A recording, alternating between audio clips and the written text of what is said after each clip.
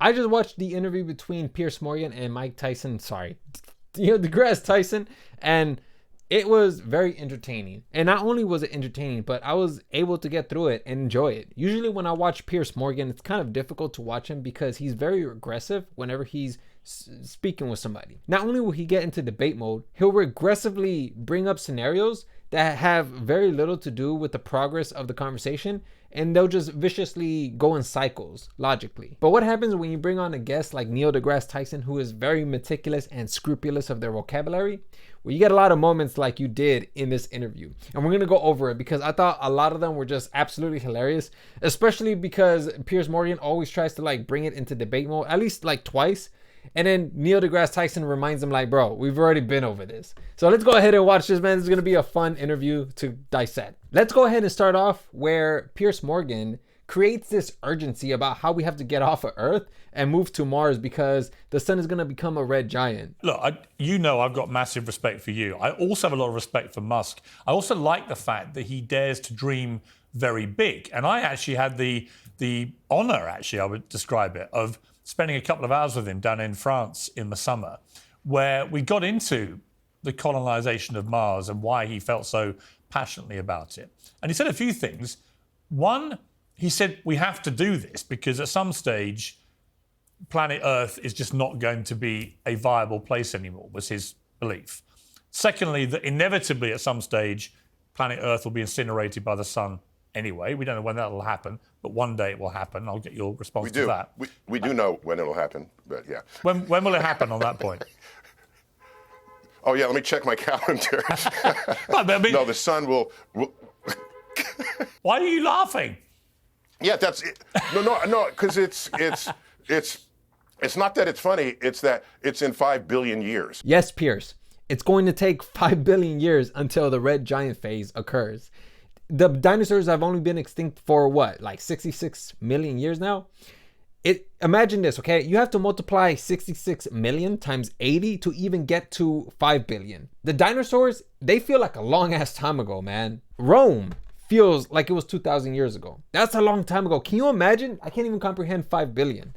So it's insane to me that like Elon Musk and Piers Morgan, they're creating this urgency behind the fact that we have to move to Mars already because the red giant phase is around the corner. And here's the thing, I'm not even knocking down Elon Musk and his ambitions. That's great that we have a person on this planet that is aiming so high, and I support that. But at the same time, I just find it ridiculous how like people are like, oh no, we need to go now because the red giant phase is coming. Now I want to go ahead and discuss the transgender issue that occurred in the interview, because you can see clearly that Piers Morgan, he's attempting to have a conversation with Neil deGrasse Tyson, and because Neil deGrasse Tyson, he's very meticulous and scrupulous with his words, Piers Morgan, he has like ADHD, he can't handle it. He can't stay still for a bit. So what he does is he tries to create the scenario, a non-existent scenario, and he tries to, I guess, bait Neil deGrasse Tyson into accepting that bait, so then he can kind of like jujitsu him into this vocabulary headlock. Let me show you guys where Neil deGrasse Tyson stands. What I noticed is in every event, on average, men were 10% faster than women. In events that require strength, that percent was even higher. I forgot what my exact number, it might have been 50% stronger. Across the board, that is the case. So there's no dispute there. That's just objective truth. So that's Neil deGrasse Tyson making sure that he levels the playing field, and he helps everybody who is listening to him understand that men are stronger than women, men are faster than women physically, okay? That has already been established. But look what look what Piers Morgan does. Like I said, he ends up creating this hypothetical, and it's a trap card that essentially activates when your opponent declares an attack. Just listen to this, man. It's so ridiculous. If you had a gender-neutral Olympics, how many women, biological female women, would win gold medals if it was open to men and women? The answer is literally like they might win one or two. I'm trying to stay above. You're creating this world that makes great clickbait. No, I'm not. Honestly, I'm not. No. I'm throwing back at you the thing you throw back at other people, which is science. Piers, let me ask you this question. When you go to the doctors and you have your x-rays done, do you spend an hour looking for your funny bone?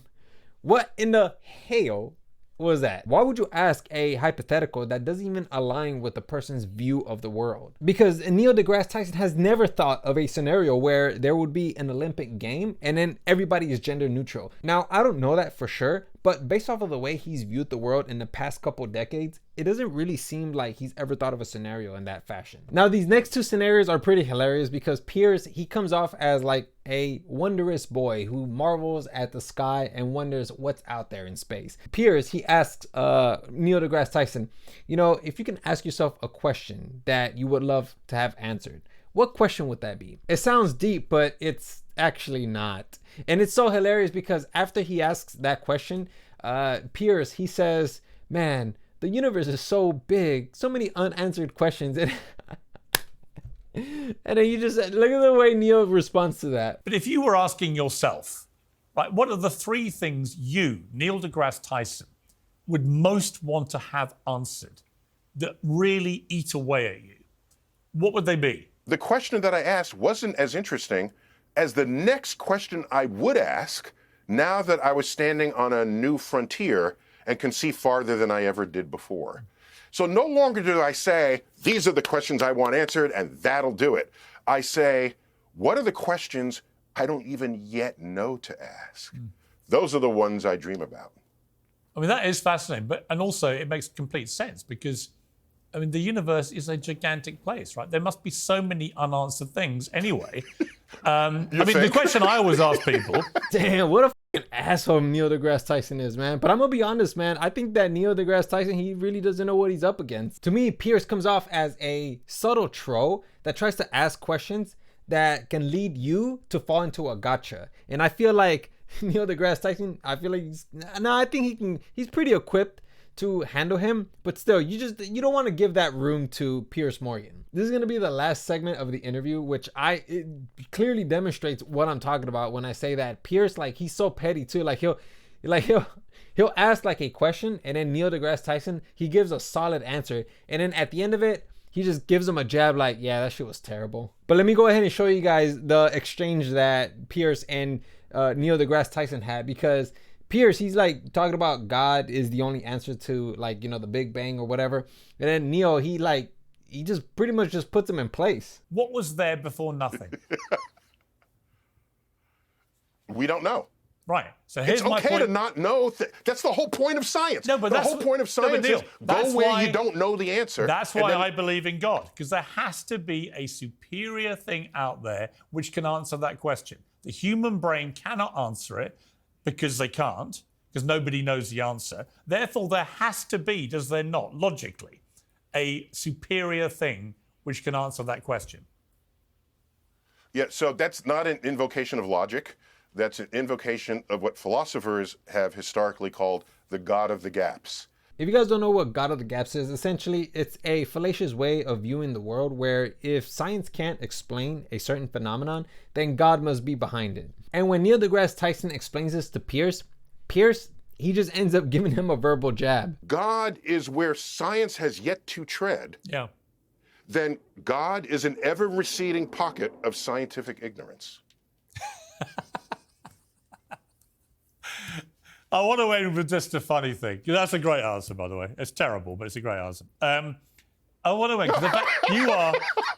If you can't convince them, confuse them. Right, Piers? So essentially, Neil deGrasse Tyson, he gives his monologue, his profound monologue, and then Piers, he just ends up decimating that entire monologue with just one word. Terrible. And that's why Neil deGrasse Tyson was laughing, because, you know, the logic was terrible, apparently.